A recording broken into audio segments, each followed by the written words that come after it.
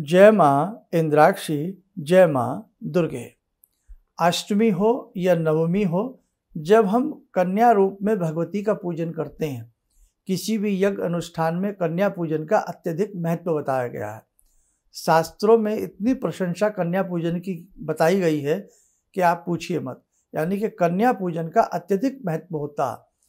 हमने अष्टमी की है या हमने नवमी की है, और जब हम कन्याओं को आसन दे करके उन्हें विराजमान करते हैं तो उस समय भगवती बाल स्वरूप में हमारे यहाँ प्रतिष्ठित होती हैं। और ये परम सौभाग्य की बात होती है जिस घर में भगवती बाल स्वरूपा रूप में पधारती हैं, विराजमान होती हैं। फिर हम उनके चरण धुलाते हैं, उनको अच्छे से साफ करके उनके हाथ धुलाते हैं अच्छे से साफ करके।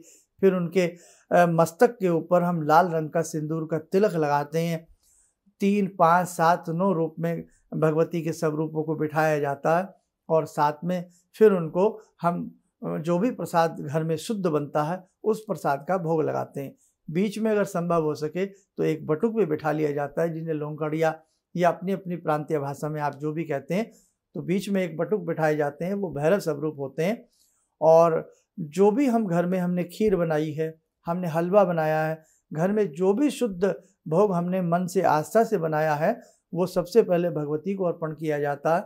उसके लिए आप हमारा अष्टमी नवमी जो भी अंक हमारे हैं सारे देखते रहना।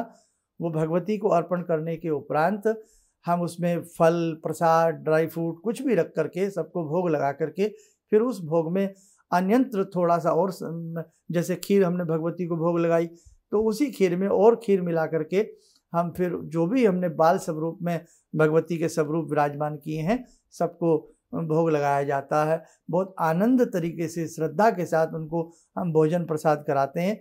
लेकिन आज एक प्रचलन और बन गया है कि उसी समय बहुत लोग उनको चॉकलेट दे देते हैं, बिस्किट खिला देते हैं, कोल्ड ड्रिंक देने का प्रयास करते हैं। तो ध्यान रखें, वो उस समय भगवती स्वरूपा हैं। उस समय वो बाल रूप में आपके घर में विराजमान हुई हैं। तो क्या कहीं ऐसा होता है कि मंदिर में भगवती के स्वरूप को या घर के मंदिर के स्वरूप में हम भगवती को चॉकलेट का भोग लगाते हैं? भाई खीर का भोग लगाएं, फल का भोग लगाएं, ड्राई फ्रूट का भोग लगाएं, अपनी भावनाएं, अपने सुंदर भाव से भगवती को भोग लगाएं। ये तो समझ में आता, लेकिन ये समझ में नहीं आता कि साहब हम उन्हें चॉकलेट दें। अभी आपकी बात पर भी लौटेंगे। बहुत लोगों का मन होता है अरे ये तो बच्चे हैं, लेकिन वो उस समय बच्चे तो वैसे ही भगवान का स्वरूप होते हैं। वो भगवती स्वरूपा वो नन्ही नन्ही कन्याएं हमारे घर में विराजमान हुई हैं। इसलिए पूर्ण आस्था के साथ, भाव के साथ, अच्छे तौर तरीकों के साथ, भोजन की गरिमा को बनाए रखने के साथ साथ हमें ये समझ लेना चाहिए कि ये भगवती हमारे घर में विराजमान हुई हैं। हमें शुद्ध से शुद्ध प्रसाद इनको ग्रहण कराना है। तो ये बात ध्यान रखना। और जब उनका पूजन हो जाए, वो जो भी आपने घर में, अब घर से शुद्ध तो कहीं चीज़ कोई मिल ही नहीं सकती, यह भी आप अच्छी तरह से जानते हैं। कोई मजबूरी है, आप नहीं बना सकते हैं, आप अकेले रहते हैं, या कोई मजबूरी है, घर में अशुद्धि है, तो आप उस समय भी कोई ड्राई फ्रूट का भोग लगावें, किसी अच्छी मिष्ठान का भोग लगावें, फल का उनको अर्पण कीजिएगा।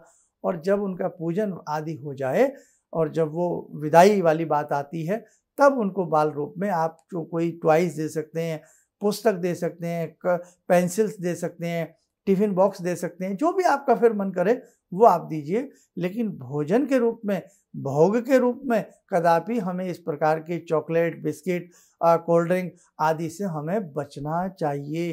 क्योंकि ये आप भी अच्छे से जानते हैं कि बाज़ार की चीज़ बाज़ार की होती है। इसलिए प्रयास करें, थोड़ा सा जल्दी उठें, अपने घर में ही शुद्ध भोजन बना करके भगवती को भोग लगाएं और उसी भोग में अन्य भोग मिश्रण करके फिर आप उन बाल स्वरूपा भगवती के नन्हे नन्हे स्वरूपों को आप भोग लगाया करें।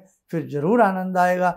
आपके घर में भगवती प्रसन्नता के साथ प्रतिष्ठित होने लगेंगी, आपको अच्छे से आनंद जीवन में आने लगेगा। इसलिए ध्यान रखें, जब भी आप वर्ष में कोई बड़ा अनुष्ठान करते हैं, यज्ञ करते हैं, और उसके उपरांत या जैसे नवरात्र करते हैं, उसके उपरांत आप कन्या पूजन करते हैं, तो कन्या पूजन में घर का बना जो आपका भोजन प्रसाद होता है वही उनको अर्पण किया करें। तो शुद्धता की दृष्टि से और भाव की दृष्टि से, दोनों ही दृष्टियों से वो अच्छा रहता है।